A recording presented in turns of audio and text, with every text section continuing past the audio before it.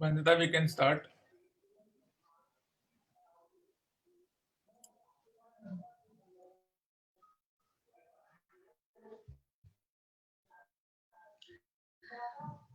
Good evening, Toastmasters and guests.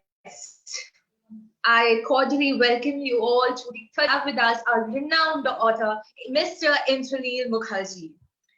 As we all know, that Write With Us initiative began in April 2020 under the banner of Phoenix Toastmasters. The purpose was to help members and guests to learn the art of creative writing, crafting better speeches, and creating the original content. We have more than 115 members from 6 different countries, including Toastmasters and guests. The session is open to all. So before I dive deep into the session, let me give you the glance what we have in the evening tonight.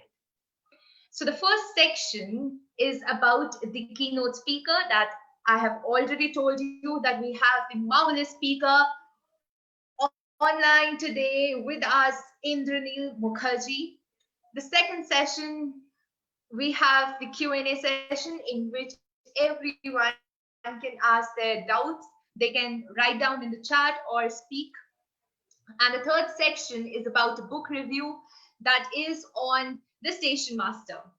So without further ado, let me welcome Mr. Indranil Mukherjee, who is a software turned professional, a novelist as the Amazon speaks. He has been writing fluent and marvelous novels from different languages, and his current novel, that is The Station Master, which is a combination of 10 short stories, was presented in Kolkata Book Fair Festival, wherein it is mentioned in Bengali.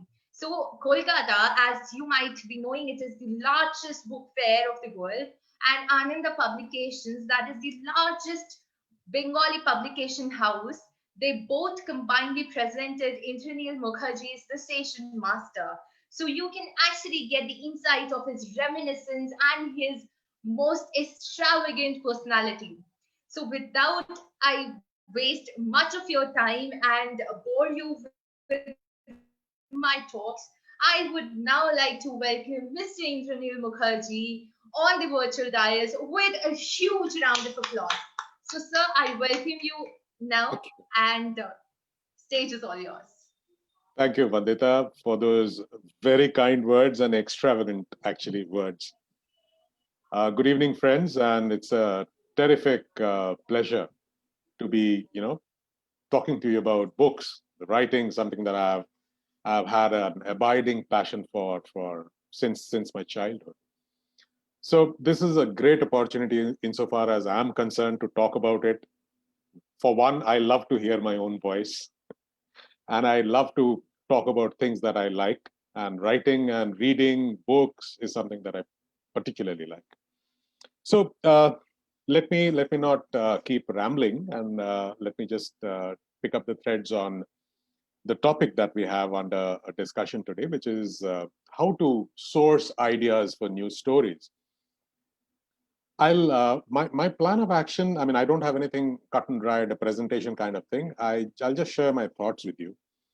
And I'll tell you, I'll share a few of fantastic stories and ideas that I have enjoyed in my reading career, and I'll also share my own experiences of how I came about the ideas that I have written about, or the one that I'm currently working on, which is a work in progress kind of novel. And I encourage you to ask me whatever strikes you regarding them, whether these are ideas, or whether those are about characters, or anything to do with the writing. Just feel free. I'll take them as best as I can, and hope to give you answers that give you some additional information or insight, or encourage you to jump in and start writing as well. So, bearing that in mind, I'll first tell you my own experience as to how I went about finding ideas for the kind of stories that I've written. So I'll take you back a few decades in the past, when I was actually a school student, and I used to read a lot of these Enid Blytons and the famous five stories of Enid Blyton, and then the three investigators and the Hardy Boys, and so on and so forth. So my mind was crammed with those kind of adolescent adventurers who would go around doing stuff. So I also cooked up my own detective, an investigator who would solve crimes. And I didn't want to stop short at anything. I thought I'll write about a murder. So I wrote a murder. It was all longhand on a notebook. And I think I was in class 7 or 8, no more than class 9, if I remember right. And that was like many decades ago. So I wrote that, and I actually managed to complete it and give it to one of my favorite readers in my family, my grandfather, who was also a very good writer as well. Not a novelist, but otherwise. So he read that, and he loved the plot. And the plot was about a murder that is committed in a very large house, where the man, apparently, the victim has apparently slipped down the staircase, but which is actually a murder. So how did that story idea come to me? Like I was telling you, it was sourced. It was a maelstrom of ideas that were in my head, of reading all those kind of books that I was. And I was already introduced. My father used to be a very voracious reader. So, and he had a whole lot of collection of Agatha Christie's and Arthur Conan Doyle and so on and so forth. So those kind of things. So those were already there. So they kind of came together to give me an idea, which was of a murder, and that is solved by a detective. Obviously, it was very childish, as a child would write. But the point at that time, which I take pride now, is that I managed to complete it. I didn't leave it as a half done kind of thing. It came out with a complete denouement. So that was one. Then I'll tell you about Station Master, which Nisha will kindly talk about later today. That was actually I have written about that in the preface of the book, where I was interacting with the person who's the base of the chief protagonist of the book, Manav Banerjee. So this gentleman and we are related, and we were having lunch, and I knew he had retired that year, the year I had met him for this meal, or maybe 1 year after that. And I was pestering because I knew that he had his whole career in Bihar, and Bihar being the kind of state, the kind of reputation you guys know, there would be stories. So I was pestering him for a long time, and then he finally related one story, which which is the first story of the book. It's called The Foundling, which, I mean, not too much of a spoiler, where Manav Banerjee actually finds a newborn baby in the ash heaps along the rail tracks. And then what happens? How, I mean, he was a young man of barely in his mid 20s, or very late, I mean, like 26, 27 at max. And how did he deal with that kind of a situation? What did he feel when he found a whale, a waif, completely helpless, mewling, and it was winter. Winter in Bihar in the outdoors can be very, very cruelly cold. So what did he do? And as he was narrating the story, believe me, I just forgot to eat. We were at lunch. I just couldn't eat. I forgot to eat. And I could not eat until he had completed the story. And he is a fantastic narrator.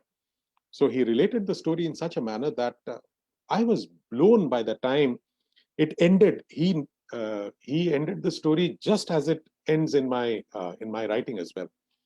Excuse me. So, and it is at that time I told him across the table that, look, he's the actual person's name is Manas Banerjee.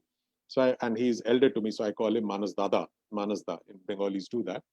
So I said, Manasda, these are stories that should not remain with you or just be, heard across the table. These have to be written down and told to the world. They're so powerful. These stories are so powerful. And I kept on hankering him. And then he finally told me another story, which is the second story of the book, where a very grisly killing happens on the platform of the station. station in Mokama. So that is how that idea came to me. I was still working. Now I'm not working anywhere. This is my full-time job. I write books. But at that time I was working, and it is then that I realized that I needed to write this book. And that's how that story idea came to me. Real life. Completely chancy narration across the dining table. So that's how it happened. Then I'll tell you another story which I have written, which is also available on Amazon, called Rekill. It originally had a different name called Professional Pride, but I then renamed it to Rekill because that I wanted a shorter name and a more relatable name for readers. So all of you, if you have read murder mysteries and you have read about mystery whodunits, then you know there is a concept called closed room mysteries. So typically it would go like, there is a closed room and a person has died. So how could somebody enter the room? How could that person escape? And how did the person die? And obviously the rest of the things, the motive, this, that. So that was the germ of the idea. The first couple of pages, when I wrote them, it was more to describe Howrah station, which I used to observe, in the course of my travels. When if you stand in a corner in a station and observe, you will find stations have a method to the madness. People are rushing in every direction. Everybody has a purpose. You are not aware of what the purpose is. But I used to wonder, why is this person running so fast? Why is he, is he about to miss his train? This is all my curiosity. So I would wonder, if a railway professional officer is walking by, or there is a coolie running, or the guards are doing something, I'm always wondering, why is that happening? Why would that be happening? So that's the kind of description I wanted to write for that Howrah station, which is how that short novelette opens. I had no plot. The first thing when you're writing a story is to have a plot in your mind. It's only then that you can actually generate that into a full story. So it is then that it struck me that if I were to use a closed room mystery setup, but not in a home, in a building, but in the train. So a killing is slated to happen inside a second AC coach. So obviously your problems multiply. It's a moving platform. The killer cannot escape. So there are already constraints. Okay. Once I decided that I wanted to do that, then I had to craft a motive for it. So I crafted a motive for it. So again, the point that I'm trying to make over here is that an idea can come to you from various sources. So like in the first one, I said it came to me because I was here. And the second one, the one that I just narrated, Rekill, is something which I wanted to play on a very established concept of closed room mysteries. So I moved that into a train, and then I devised a solution, devised the problem, and then developed a solution for it. So that was one. That was another. So the other one, which was my last published book, called Off the Pages. Here too, the germ of an idea is I love in the what ifs. This is something which I have enjoyed in the course of my imaginations. And any writer worth his salt or her salt will know that you have to have, if you're a novelist, if you need to have an imagination which kind of overpowers you. So I used to wonder, what if? So one of the things that was there with me is, what if a character from your book comes alive? You know, so imagine, my favorite imagination is Sherlock Holmes, because he's another very favorite character of mine. So if one day Sherlock Holmes comes down and meets Arthur Conan Doyle, what would he say? Right? It's free for you. You imagine what you want to do. You can create the problem. See, every story has to have a conflict, a problem, and then you have to devise a solution or find a resolution to it. So in my case, it was to do with, what if I have also got a detective, and I've created a character who's of a certain type, and he comes and meets his author, his creator. What would the complaint be? What would he be complaining about. I mean, if he's happy in his life, he's not very likely to come and meet his author. Very few do. I mean, in real life, if you really look at it, if somebody is very happy and somebody is in very nice situation, very not always will that person come and meet with whoever the benefactor is. But if there is a problem, you can bet that that person will try to confront the person who has created that problem for him. So in this case, in this third novel of the pages, I imagine this character comes and meets the author and he says, you know, you have given me such a miserable life.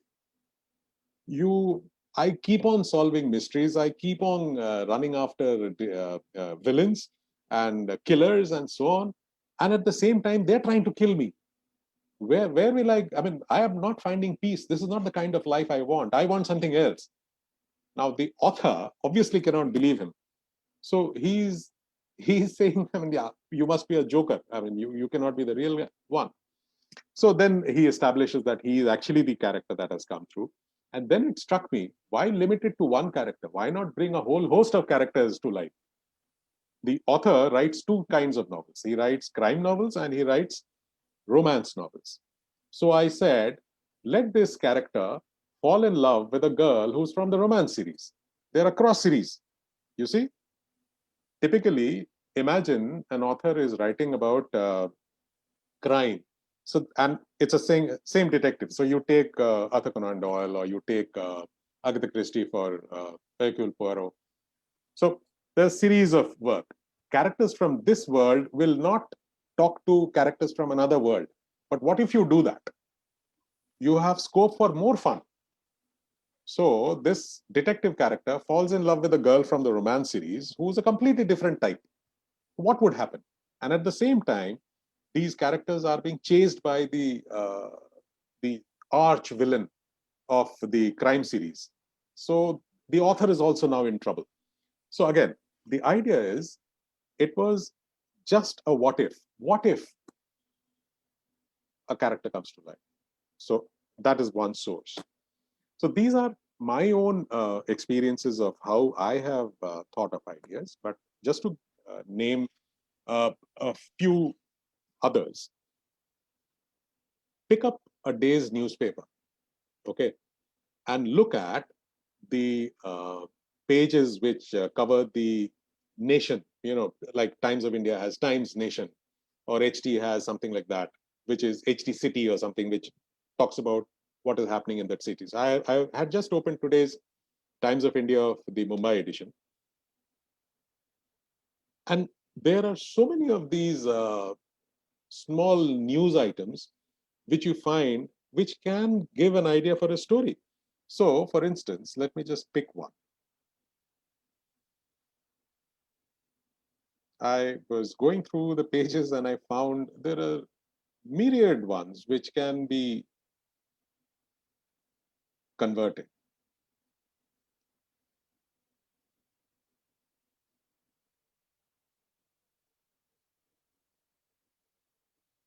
Just give me a second. I just want to pick up something which is immediately relatable. Okay, so there is a news item on page 9 which says, lost job in lockdown, can now claim 50% of 3 months' wages. Okay, so think of it like this. You can immediately create a character who has lost his job, and you can immediately have an emotional connect with readers. The moment you have somebody suffering, it is very natural for humans to have a connection, an immediate relatability with that person. You create a character who's lost his job, and there is what can he do to claim that 50%? So there is scope for corruption when he tries to go and claim that money from the government setup that has been set up to provide those 50% income to that person. So you immediately have a germ of an idea. Now, it is up to you how you develop that to create a story which will attract or sustain the reader's interest from start to finish. Okay, I'll give you another example. I don't know if any of you have slightly old in the past, an Indian. very famous cartoonist called O.V. Vijayan from Kerala. He used to also write, and he used to write allegorical stories, which were very incisive, very, um, you know, would make you think. So I haven't read too much of him, but I had read one story which is called The What. It's a short story. It's a simple thing. A man wakes up, stands in front of the mirror, and he sees there is a wart growing on his face or arm or somewhere. He notices that. And over a period of time, that wart keeps growing until the wart has become so large. I mean, he was a man, and the wart was an appendage on the man. But the wart keeps growing until the man becomes an appendage to the wart. Can you see? And there is an allegory in this. I mean, the immediate allegory that will strike you is if if there is a person who nurses anger or hate inside him and doesn't finish it, doesn't end it, that hate will turn to control the man. The man is no longer in control of the hate. The hate controls the man. It's allegorical. So such a simple idea, but so powerful. Another example I'll give you of one of my favorite science. I'm an avid science fiction reader as well. In fact, there is a free science fiction story available that I have put out on my page on Facebook called Open Window. It's called Mission Earth. However, so one of my favorite science fiction authors is Arthur C. Clarke. There is a book, very famous book of his called Childhood's End. And believe me, if you read the book, it'll at one time seem to you that you're reading some scripture. Sorry. And he'll connect you with ideas that you have gathered as you have grown up culturally, religiously. Things like why when we talk of God, why do we look up? That's a globally, culturally spread phenomenon. When you talk of God, you look up. Why is that? Did the gods come from above? So is that the humankind memory? So it plays on that. It plays on the Christian image of devil, and then it creates a story where all the children that are born are actually mentally hooked into a giant network. See, imagine the power in the story. How did these ideas come? I don't know if you guys are aware of this, but I'm sure you can, some of you will know. Arthur C. Clarke was the person who actually came up with the idea of a satellite, of a man-made satellite. It first appeared in his short stories or story in fiction, and then it became reality. So it's life imitated art, not art imitating life. So that has also happened.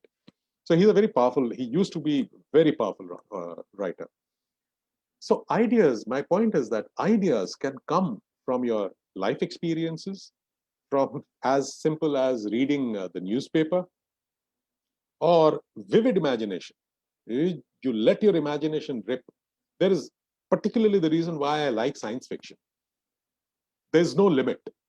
You of course, I mean, there are categories of science fiction. There are hard science fiction stories, there are soft science fiction stories. I'm talking about soft science fiction stories where you don't have to justify the science. A lot of science fiction stories or books or movies are criticized because they don't tie up with known science or even advances possible in that field. So Star Trek, for instance, is something which is not not viable to our understanding if we just limit it to our understanding. The reason why it was rich, it has been decades that it has been so popular, is because it opened up your imagination to limitless possibilities. So you look at Star Trek or you look at Star Wars, any of those, which are very uh, non-serious science fiction, and correspondingly look at something like 2001: A Space Odyssey. That is far more hard science than not. Or there is another book by Clark called Rendezvous with Rama, where the opening itself, he says, global science has run out of all Greek and Christian and those kind of names. So now they have come to Hindu mythology. So that is the reason why the extraterrestrial object is called Rama. It had me hooked from that line, because we don't see too much of Indian context in international books 20 or 30 or 40 years ago in general novels. So it was very pleasant for me to read that. So again, point is, story ideas will come to you from any conversation that you're having with anyone else, with your parent, with your child, with your friend, with your wife, with your spouse, whoever. And that can spark your imagination to build that into a story. Like I was telling you that in the case of my book, that Off the Pages, it was just a thought of what if a character were to come to life. And that too, okay, I mean, I just recollected, that too is something which is not original to me. This has been done in the past. There was, in fact, a Hindi movie. I don't remember the name now. I had seen a part of that movie on Doordarshan, when there used to be only Doordarshan and nothing else. In there is an author who has come to meet his creator. The author was, if I'm not mistaken, K.K. Raina. Sorry, the character was K.K. Raina, and the author was either M.K. Raina or someone else. I don't remember now. But that, I just remember that bit, and that was the only bit that was there in my mind, and I wanted to do something with it. How do I solve a problem? You have to think, and go around it for ages until you can come to a solution which will make sense in the context that you're writing it. And for my final example, I just see that I have a few minutes left. For my final example, I'll just tell you the fortuitous way that I have got the basis of the plot of the work that I'm working on right now, the book that I'm working on right now. There is a gentleman who read my book, The Station Master, and he was very impressed with it. And then he contacted me, and he said he has material with him which he wanted me to read, because he was attempting to write, but he wasn't happy with the outcome that he had. So he wanted me to take up that and include that material in whatever story I wanted to create. And he shared that material with me. And in my conversations, I realized that this gentleman is an ex-Special Forces officer who has had about 10, 15 years of hardcore Special Forces experience across our borders. So imagine the kind of content that he had. So this was like manna from heaven. It dropped into my lap. So then I started working on the story. I worked on the story for more than 6 months to create the plot, until I have the plot now. So the plot is entirely mine, but the material that he has given me will fill it out, like sections of the spine. Very important sections of the story can be culled from that material, which will structure my entire story. The working title of that book, if I can share that with you, is 1,000 Cuts. If that rings a bell, then that should kind of give you some hint. I'm not going to say anything more at this point. All right. So I think that kind of covers the points that I wanted to make. How you can get to ideas. They can come from your real life experiences. They can come from reading the newspapers, magazines, books. Another small idea, let me just share with you. And this happens in the real world. You read a book. So there is a chief protagonist. And you love the story let's take Harry Potter. Most of us have read Harry Potter. So Harry Potter is the main character, and you read about Harry Potter's life and all that. But he has a bunch of friends who are very well connected with him.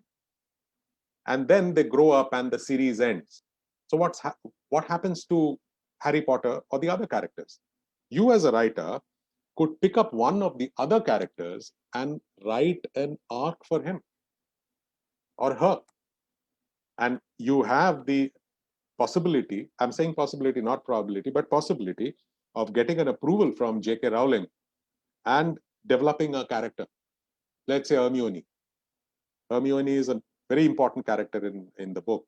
So, or Rupert, the other boy. And you can write that story about that character and make it as interesting as you want. Play with the world of muggles and magic as you like. So it's up to you. It's entirely how you wish to, and particularly when you're writing fiction. I've kind of come to the end of the content that I had. I'm open to all questions and I would love to take them. Vandita? Thank you so much, sir. That was indeed very informative, and I could get how even a conversation, or maybe how I am hosting the today's show, can even bring about a novel in itself. So it's all about the ideas, and it all depends upon you how you take your ideas and how you pen it down. As beautifully explained by Indranil Mukherjee, I now open you might pen down your question in the chat section, or you may unmute yourself and ask the question.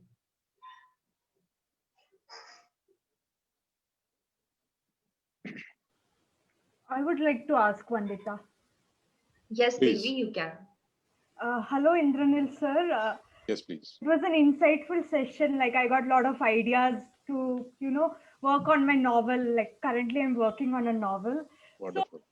I had a doubt, sir. Like you said, right now you are a full-time, writer. Before that, you used to work and then manage writing. How did you manage to write when you were working, and how did you find time to collate your ideas and come up with these books? To be honest, Devi, I didn't do a very good job of writing because my work was very demanding, and I used to work on an average about 14 to 15 hours every day. So it was very difficult. If I wanted to write, I had to do it after dinner when the rest of my family would be asleep, and I would do. And it was not really very. I wasn't happy with the kind of output that I came up with. Yeah. So I had to look for vacations or weekends and make some time. And it was very, very slow progress. Right, Very slow progress. right. Sir, I have one more question. Sure. As we all know, in the novel, description and narration plays a very important part. Yeah.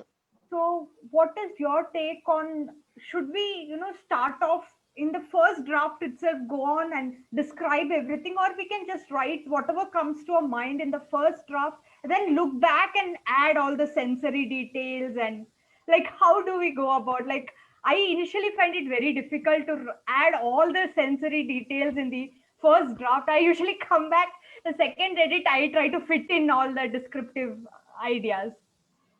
So I think there is no one way of doing it, one right way of doing it. Right, right, It will depend, a lot will depend on the style of writing that you right. do. And for instance, I know people that write a draft and then they go back and edit and add and deduct and move chunks of the text around, even resequence the book and all that. I don't do as drastic as that, Mhm. but I tend to again. I mean, it's my personal style, and you could jolly well have something similar or completely different. What I do is I have a very visual imagination when I'm writing, so I Mhm. tend to see what I am trying to write. Mhm. So, for instance, I'll give you a quick example. In Off the Pages, there is a scene where I have described an action sequence inside the Hyatt, Mhm. the Grand Hyatt in Delhi. Mhm. I had not been to the Grand Hyatt, so I looked up photographs and all that, and I looked at some images, and then the rest I just kind of created what suited me. Mhm. And I wrote as it unreeled in my eyes, Mhm. in my mind. I just wrote it down.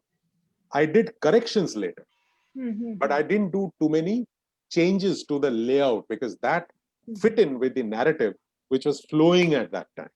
Mhm. Okay, so what you do is if you're not able to get, like you say, the sensory details at one go, Mhm. your reread will immediately tell you that, okay, these are areas where I can talk about how the sunset was looking at that time. because it adds value to the scene that you're describing.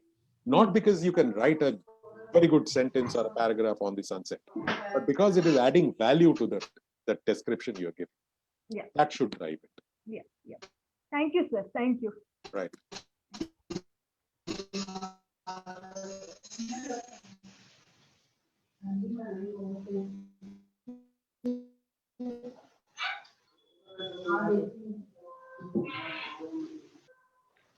I have one. Yeah, how to describe and how to add.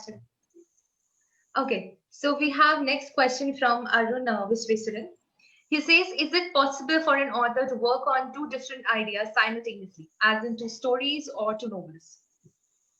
Just as an anecdotal example from the past, real past, not mine, someone else's, very famous author who created the character Perry Mason. I don't know if you have heard of him.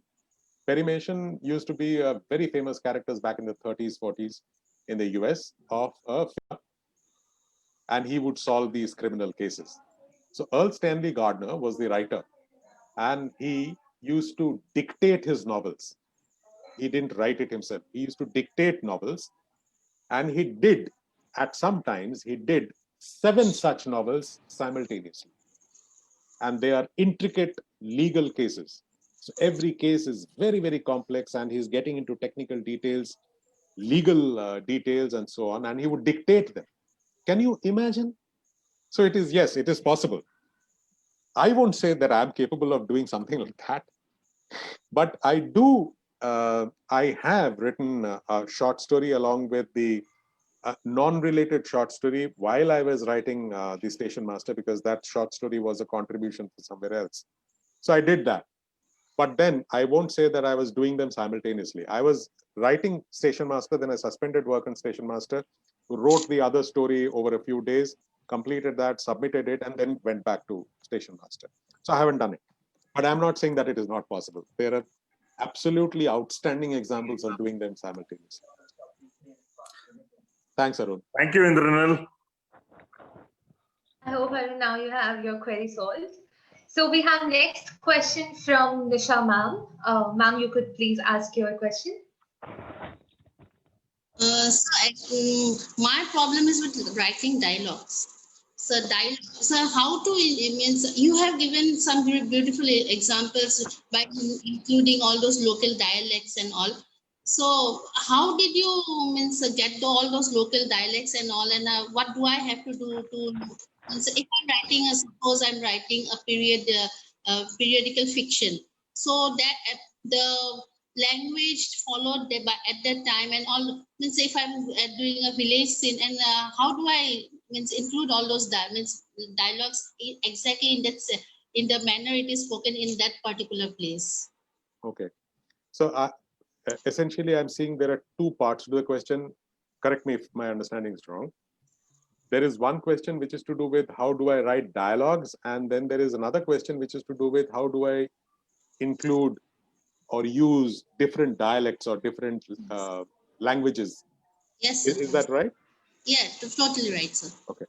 So let me tell you what I have been told is a mistake that I committed in the Station Master, which is something I learned, and I'm not going to repeat that because that has been not just said to me, but has been said that I should not do that. That is not how fiction works.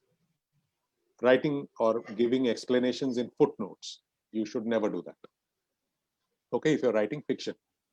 Footnotes and explanations are only worthwhile if they are non-fiction.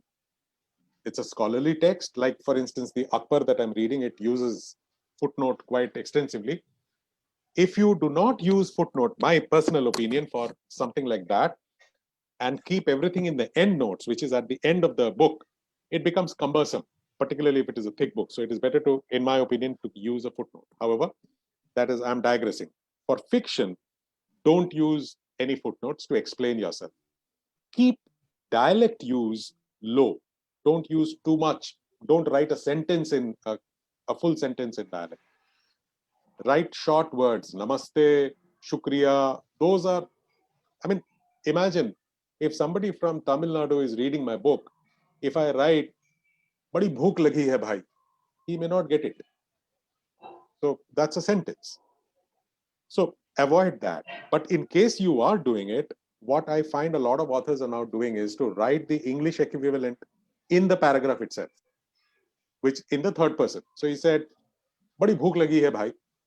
Then you write in English that he said he was very hungry. So you do that over there, but don't overuse it. It should be sparingly done. So that is my learning as well. And that is as far as the dialect part is concerned. So if you're okay, Nisha ji, about that answer, you can let me know. Okay. And I'll move on to then the dialogue part. Dialogue part is something that I struggle with as well. I find writing descriptive passages easier than writing dialogues, particularly when I have to switch between the types of characters. So, for instance, the other day I was reading something like that. There is an investment banker, and then there is a chaiwala. So, their dialogues cannot be written the same way, even if you're writing them entirely in English. So, a lot of thinking has to go in so that you give a ring of verisimilitude. It sounds believable, credible looking. So that is something that you have to work on. Dialogues, there are two approaches I find. I mean, it's not an empirical study I'm quoting, but what I find is there are authors that use a lot of dialogue to move the story forward. It has its merits because you are constantly in the flow. I mean, there's something happening because somebody is saying something. There is a sense of movement, so you will probably be moving faster. There used to be an author, he's passed away now, enormously famous, called Robert Ludlum. He used to write one-word sentences. Fire, just fire, exclamation. And he would use a lot of exclamations. So it's to convey the sense of urgency that you want to give to the story. So dialogue is, I'm not saying I'm an expert at it. I have to craft, but there are people that write very good dialogues, and there are plenty of authors that do very well.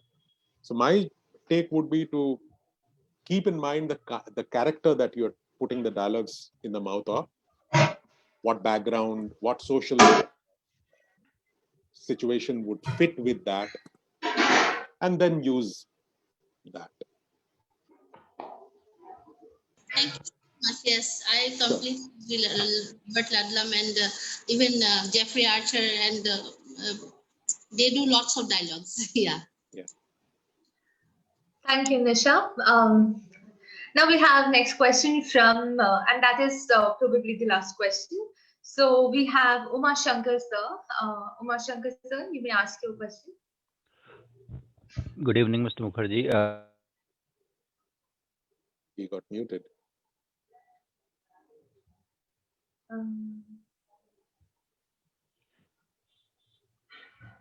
Hello, can you hear me? Yeah, now can. Okay, good Please evening. So my question to you is that you have been a professional and then, I mean, full-time into books, I mean, writing. Most of us are budding authors, and the kind of response we get that there are more writers than readers nowadays, and this is not very financially, I mean, rewarding. Right. So, I mean, you have been on the both sides of the table. What's your views? I mean, kind of comparison you can share with us that how the life is on the other side where we are thinking that one day we will reach there. I really wish every author reaches where I too aspire to reach. I'm nowhere there. I remember reading long ago, something that Chetan Bhagat had responded to a question, something similar. So he said, and he had not quit his banking job at that time. So he had said that, unless you want to die of hunger, I mean, I'm paraphrasing him, not exactly this, but he was saying, unless you want to die of hunger, don't quit your job if you want to become a successful writer. Continue to have your day job. So, I mean, if you are hoping to make money on which you can live, quit your job and live on writing, then I'm afraid it's going to be really, really tough. Really, really tough. I mean, there are plenty of advisors you will find online who will tell you that, yes, you can do it. You write 20 books and put it on Amazon and each will sell and it will give you enough money. Nahi hoga. In my experience, I haven't seen that. So if you are in it for the money, then for one, you have to be outstandingly good. Outstandingly good. You have to be like Amish Tripathi had done for his Immortals of Meluha. He wrote a terrific book. I mean, there is no denying that. But at the same time, he had self-published. I don't know if you guys know this, but he had self-published. And then he worked very hard at marketing the book. Those days, he had, I remember, created immediately upon launch or maybe slightly later, he had created a video, a launch video about the book. So he had sunk in his own money. And then he got traction. And that is when Westland, which is his current publisher, as Westland is Chetan Bhagat's as well, pulled him into its fold. And then he reached where he is. So unfortunately, that is something which will happen, one, if you are a terrific writer and you have a product that you really, really believe in, then go for it. Go for it and do it. But otherwise, I would strongly suggest don't quit your job and get to writing full time without keeping a steady earning at your side. Unfortunately, and if 5,000 books sell in India in English, it is considered a bestseller. Thank you. समझ लो.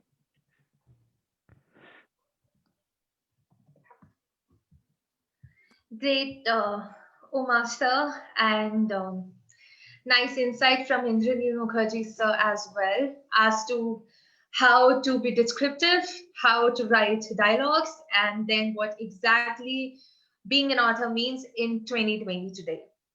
So this was it for the Q&A session. Now we have the book review of The Station Master from our very own Nisha ma'am. She has been reviewing a book since the day I joined the Phoenix Toastmasters, and I have seen how remarkable her notations are. And without further ado, I would like to present you the virtual dials, ma'am. Stage is all yours.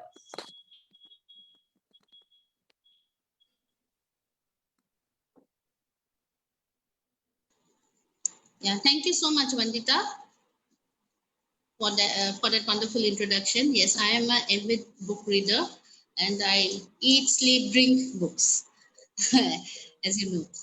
So I picked up The Station Master after I met Indranil sir over the literature festival, and the title and the cover itself connected with me at a very personal level. How?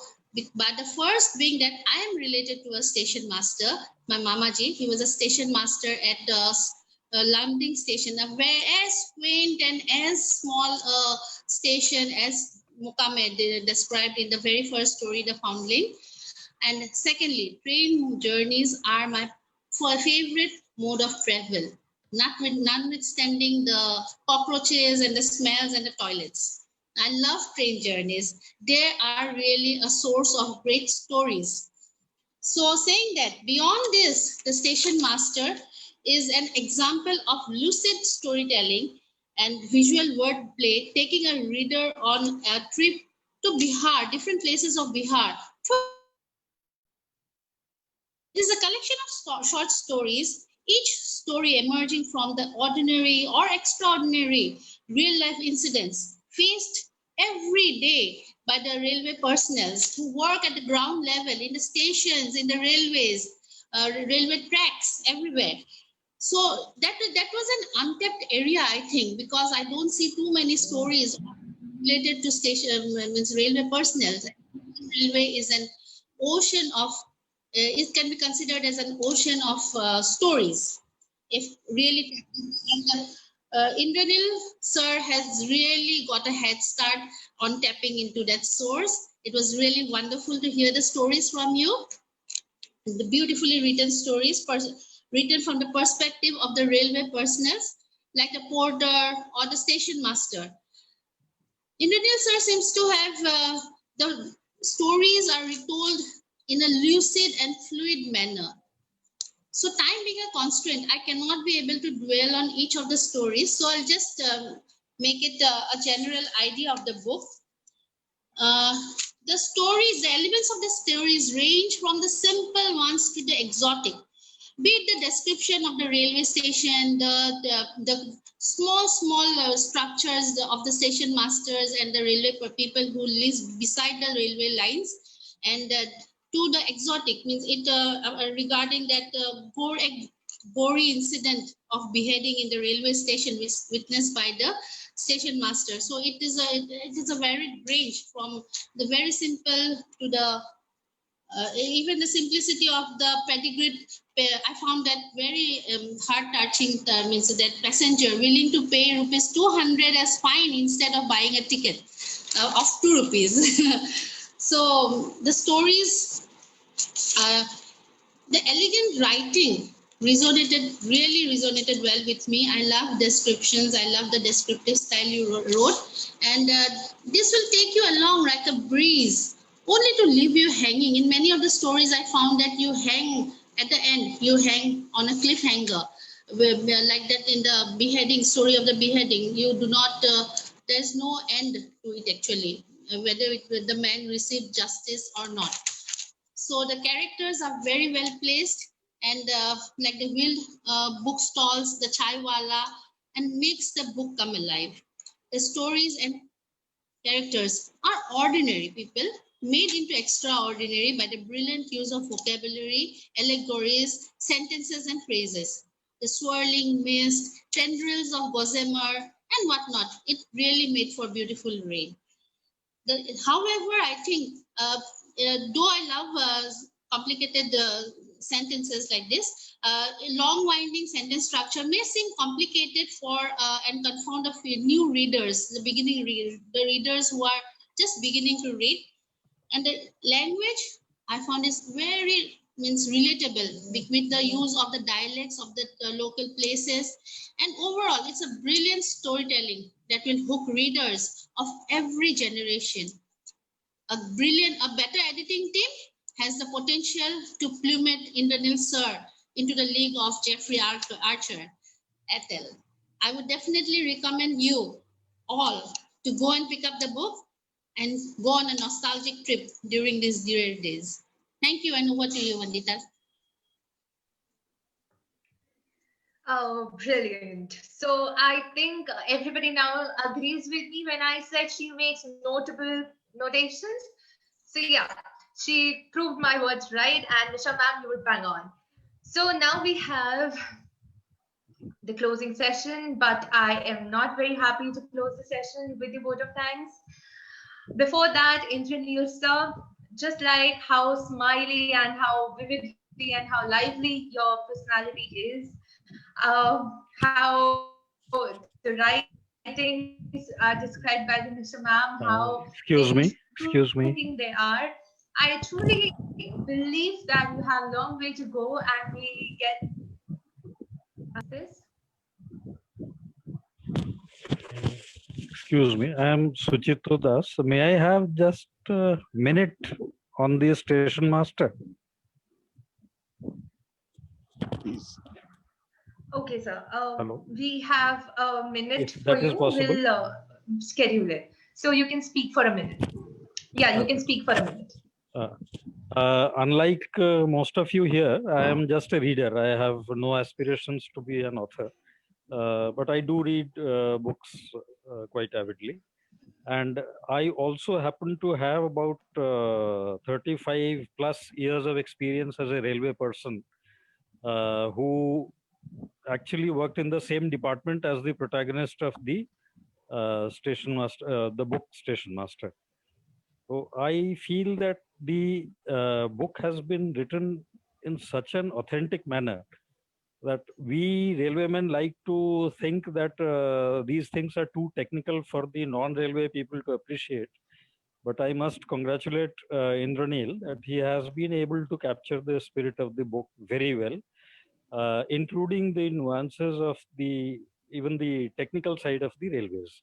That is one. The second is, I am also thankful to him because he has almost come out with a manual for the station masters, who people probably do not always realize the kind of duties they perform.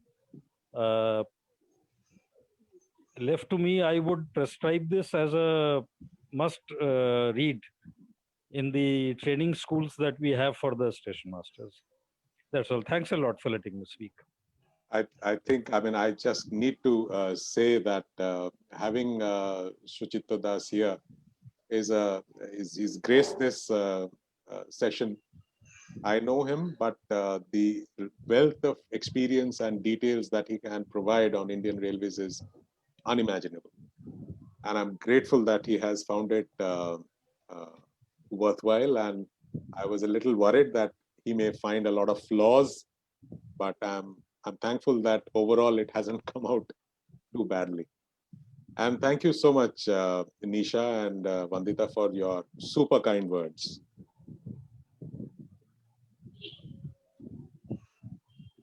Great. Amazing. Thank you so much, sir. And what's better than a live person coming from the similar life, explaining and reviewing your own book? So that's amazing. That's the heartiest review that anyone can ever get. So now is the session to close the meeting. And to close the meeting, I would like to invite Mr. Aditya, sir, the man behind Right With Us, to deliver the vote of session. So thank you, Vandita, for this wonderful session. I would like to thank our keynote speaker for joining us today. We're also joined by our, well, the one behind the scenes is, of course, Rahul. He's made it from another meeting finally.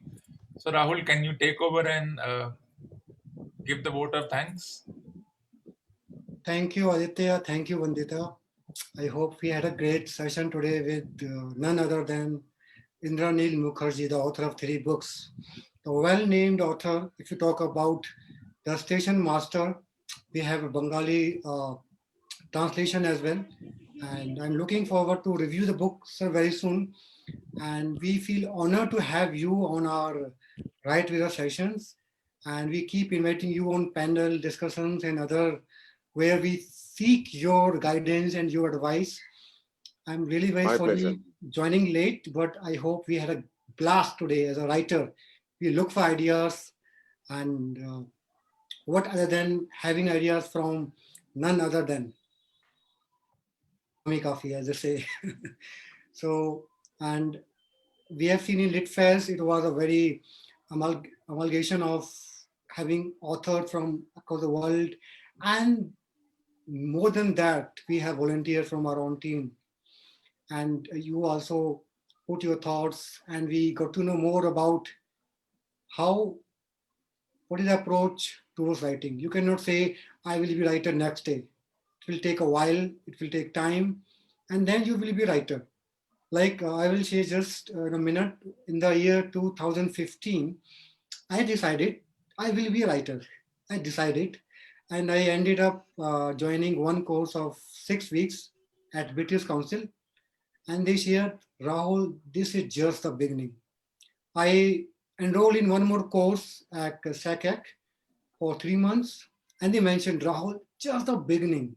And then I ended up one more course for 1 year, diploma. And then they said, Rahul, it is just the beginning. And then one more course by Adam Clean, and attended so many literary events and whatnot. I don't have words. And now still I'm figuring out, like I've just started. I know nothing. When I listen to Indranil sir, Ketan sir, I still believe I'm not a writer anymore. I do not see I'm a writer, I'm just a beginner. And I feel, yeah, and I feel that you will give us the motivation. Like I had writer's block in the year 2018 when my first novel was about to come. Block, and I don't know how to come over. So we will have sessions on how to come over writer's block and what are the other challenges. And also we will be having some panel discussions. We are working with other authors in the world, in the India, so that we will have good sessions ahead. And stay tuned, keep watching the space. Phoenix Toastmasters on Instagram, on Facebook, on LinkedIn. I would guarantee you will learn something. And here we charge nothing but your time. And your time will give you, amplify you to become a better individual, a better writer, and more than that, a better human. We have good authors on board. We have good people on board. And that is what we need in this world. Be a writer. 9 o'clock. Thank you. Thank you. Thank you, everyone.